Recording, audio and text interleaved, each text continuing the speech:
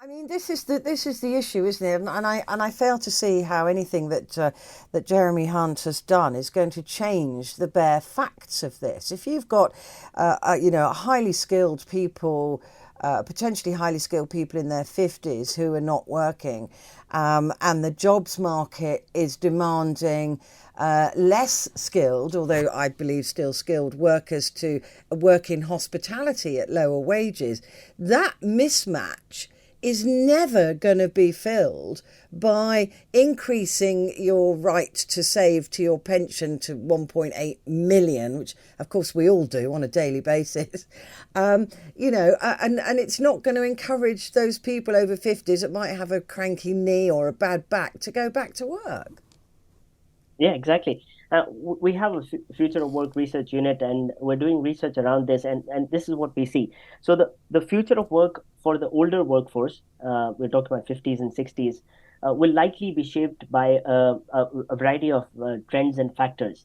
So number one is longer working lives with increased life expectancy and changes to the retirement age policies, the discussion that we're seeing, many old workers may continue to work for longer. That's number one.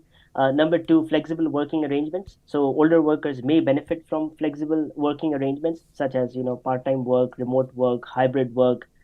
We're talking about 4-day working week in the UK as well, with the pilot recently concluded. So that's number two, flexible working arrangements, in addition to the retirement age policy is changing that.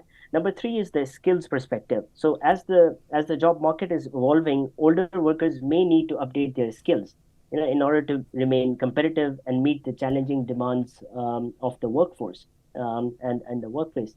So again, it's a mix of factors in terms of the skills, flexible working arrangements, in terms of the retirement age, the policy and practices around that. In addition to that, there are also factors like age discrimination that we see. So the policies and practices in terms of diversity and inclusion, that also needs a rethink. And I think with all those factors, the future of work for older workforce certainly can be reshaped.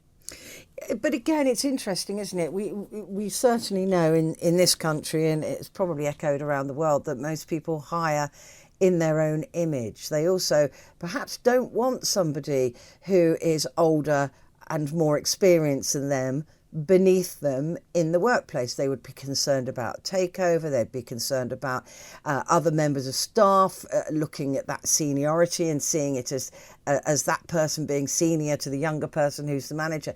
There's a lot of issues surrounding getting those over 50s back to work. It's not as simple as Jeremy Hunt seems to think that it is. Plus, the availability of the sort of jobs that those people in that age bracket want to do.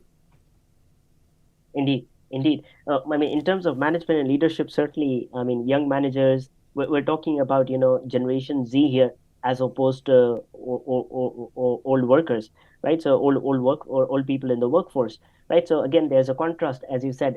It's a contrast in terms of how they work. It's contrast in terms of their expectations, in terms of managerial and leadership positions. So yes, in terms of the culture within the organizations, there will be a disconnect. How do we address that disconnect, of the difference between, particularly, I'm taking the two extremes, Generation Z, the generation which is after millennials, which is now entering into the workforce, that compared with older workforce that is now joining the workforce.